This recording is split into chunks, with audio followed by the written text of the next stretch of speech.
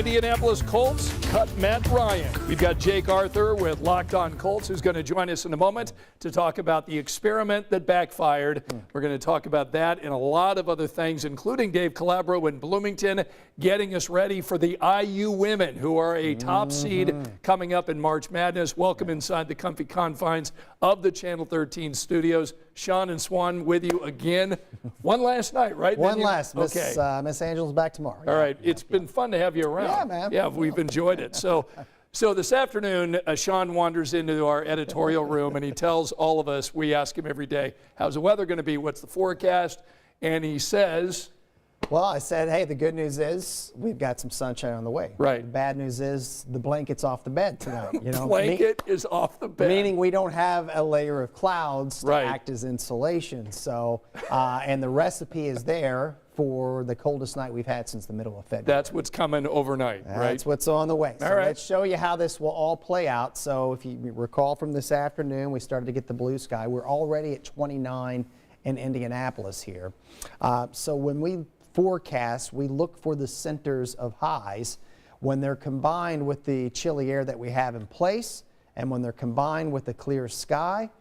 The calm wind around it allows any heat that we've had during the day, and the heat we had today was very minimal, it allows it all to escape in the atmosphere. This is the end result, 15 to 20 degrees. Those will be temps tomorrow morning. Wow. So it is going to be a cold one, not a record breaker, but more indicative of middle of January versus mid-March here. The average low is 32. The record low is 6. Thankfully, again, that will be safe. Now, tomorrow is my pick of the week, not because of the cold in the morning, but what happens throughout the day. Sunshine start to finish.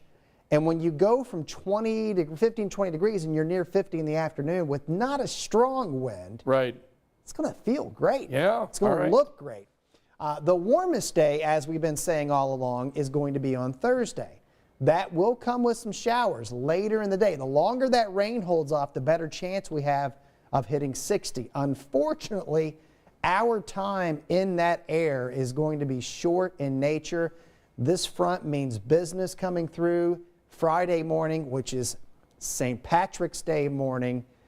And when it comes through, we are going to drop like a rock, and we'll continue to drop going into the weekend. And we continue to advertise snow showers on Saturday here. I also want to get folks prepared for St. Patrick's Day. A lot of folks come down for the parade, you know, and if you're coming down, because, you know, they're going to be out there, standing out there for, you know, several hours, full winter gear. Yeah, wow. Layer up. Wind chills will drop into the lower teen or the 15, 20 range. Yeah. In the morning, it's going to be very windy, and that wind downtown gets funneled through the buildings. Oh, man. Could change, but that's how we see it right now. And then if you're going to be out and around St. Patrick's Day evening, you know, we got Purdue and, you know, folks heading to the bars or restaurants. Got the IU game at night. This is what you're going to be staring down. So it's unfortunately just not a pleasant setup. And, man, we see this a lot around here. Yes, we do. Sometimes we get sun and 70 on St. Patrick's Day for the parade. Sometimes we get that, yeah. Yeah, there's going to be a lot of green, a lot of layers Layered of up green, yes, Okay. yes. We're going to get back to Sean in a moment. We do want to talk about one of our top stories today. The Colts have been very busy today. They cut Matt Ryan, they cut a cornerback, and they signed a place kicker. I talked with Jake Arthur just about an hour ago. He's with Locked On Colts to get a breakdown on what the Colts did today.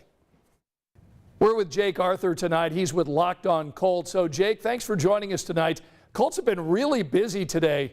I want to first ask you about the quarterback position. What was the financial incentive for the Colts to cut Matt Ryan? Yeah, so obviously, you know, his cap hit for this year was going to be $35 million, and we know how things went last year.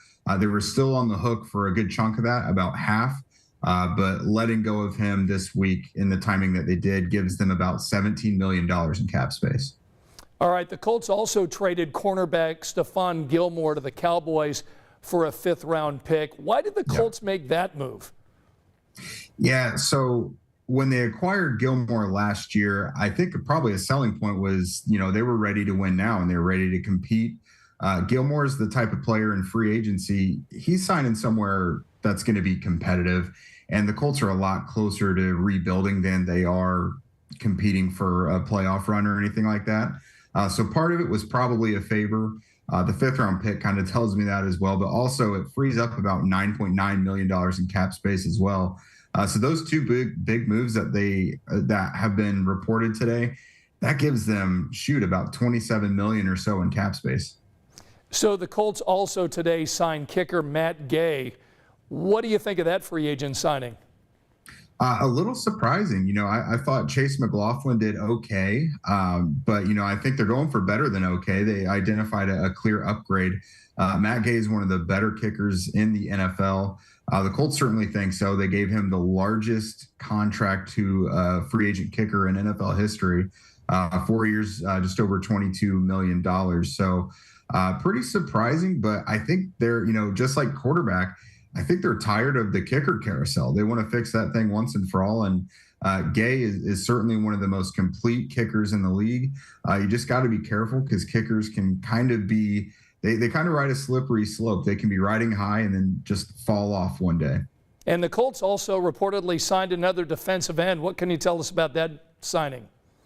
Samson Ebukam from the 49ers. That was a pretty nice pickup. They're going to need some insurance. Yannick Ngakoue, he is a free agent, and they're just kind of lacking some depth there. The Ifeadi Odenigbo was let go late last season. Tyquan Lewis, they re-signed him, but unfortunately he's only played one full season in his career, so you can only count on so much from him. So I like this move. It's a nice rotational piece to add alongside Kwity Paye and Dayo Odengbo. So based on all the moves that we've seen the Colts reportedly make today, what are your thoughts about the direction the team is taking? I think it's refreshing to see them understand that they are in a place where they need to rebuild and just kind of get everything ready for the future, invest in a lot of younger pieces, create more cap space to maybe add some weapons, maybe a higher impact free agent that's younger and can grow into this thing, and not necessarily fitting in a player into a win now window. But I like it. It looks like they're coming to grips with the fact that they kind of need to build from the ground up again. All right, so if you're not listening to Locked On Colts, make sure that's part of your podcast listening habits. I listen to it every day. It's very, very good. Jake and his partner do a terrific job. So Colts very busy today. It's going to be interesting to see moving forward as we get closer to the NFL draft what other moves Chris Ballard and Jim Irsay are cooking up. It is interesting because, you assume they're going to go QB at 4. Right. So he mentioned getting some weapons. You're right. So what does that all We'll entail? see what all that means. Because, man, I was just looking. There's players going everywhere right now. That's right. That's right. And Ballard is spending money. Yes. $22 million on a kicker today, and signed this defensive end. So they are spending some money, and they now have cap space with some of the, losing Matt Ryan. Well, and as we said, I mean, the AFC is quarterback city. For sure. Some of the best in the game. So Right. You got to get, you got to get these pieces together. Right, and based on what Jake was saying, Colts are in rebuilding mode, and so they've got to go ahead and do that. So, again, more on Locked On Colts. All right, let's talk about the IU women getting ready. Saturday will be their first game. Our Dave Calabro went down to Bloomington to talk to the Lady Hoosiers. Hi, everybody. Welcome to Assembly Hall. We're getting ready for March Madness. It is finally here. The IU women's team practicing behind me. They are a #1 seed, and this team has had a great regular season, but they have bigger goals than just a great regular season. It's the final tune-up before the lights get much brighter.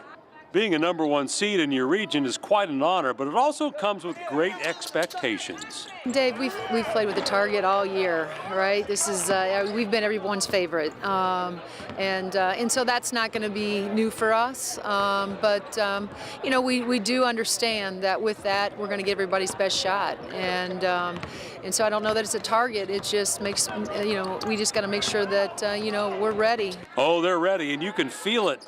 IU faces either Tennessee Tech or Monmouth on Saturday here at Assembly Hall. Over 11,000 tickets have already been sold for the game. Hamilton Southeastern Sydney Parish knows all about that. Everybody think you have good seats for them? Oh yeah. I've been hit up by a lot of friends and family, but hopefully I'll be able to get enough tickets for everyone to come. So hopefully we'll get them all. How many are you expecting?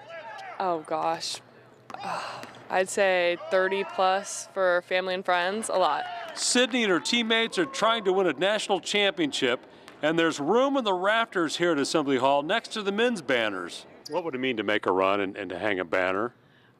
I mean, everything. You see, our banners in the back for our men's teams, and it'd be pretty cool to hang one on the women's side. And I just think it shows how much we've grown as a program, just being able to say that we potentially could make a run this year and get one of those up there. IU made it to the Sweet 16 last year, but this year's team has more depth and size, and they have a great chance to win it all this year. In Bloomington, Dave Calabro, 13 Sports. All right, so coming up tonight at 11, Dave takes a look at not only what the women are doing, but what IU men are doing. Want to let you Purdue fans know that Dave's going up to West Lafayette tomorrow because obviously Purdue is a #1 seed in the East. Their game is Friday.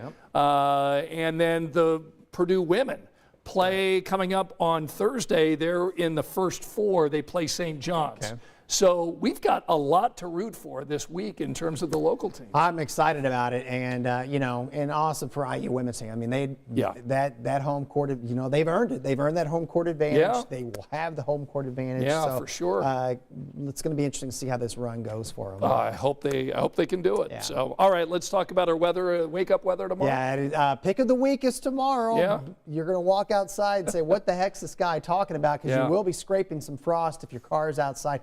We're around 20 in the morning, sunshine in the afternoon. We'll make it up to about 50 degrees. All right. And then it's, then we're going to have a quick up and then back down to chill going into the weekend. Got it. Josephine wants to know, where's Angela? She's been on vacation. Yep. She's back tomorrow. Sean goes back to noon tomorrow, right? Noon tomorrow. Then I'm always off the first 2 or 3 days for the tournament. It's just right. It's pretty much been the Sean tradition since signing out of high school. Yeah. Down in Louisville and going to Mr. Gaddy's watching. So this has been a long-running tradition. Well, you'll enjoy that. Ralph joining us tonight saying, "Go IU women, go for it all." Yeah. Fulton joining us tonight. Anastasia from Syracuse. Daniel joining us tonight. Denise saying, look, in 49 states, it's just basketball, but this is Indiana, which is the way we all feel tonight. Sharon joining us tonight. We've got Ralph in Alabama and saying he's happy with what the Colts are doing. Let's see who else is joining us tonight. I mentioned Daniel, Betty from Middletown, Sharon joining us tonight, Teresa saying evening, Sean and Swan, Joyce from Versailles, Monica from Lafayette. So thank you so much for joining us. Sean and Swan, the final time this week. We'll be back together soon. Sometime, yeah, you bet. So we hope that you'll join us tonight at 11 o'clock over on Channel 13. We'll see you then. Good night.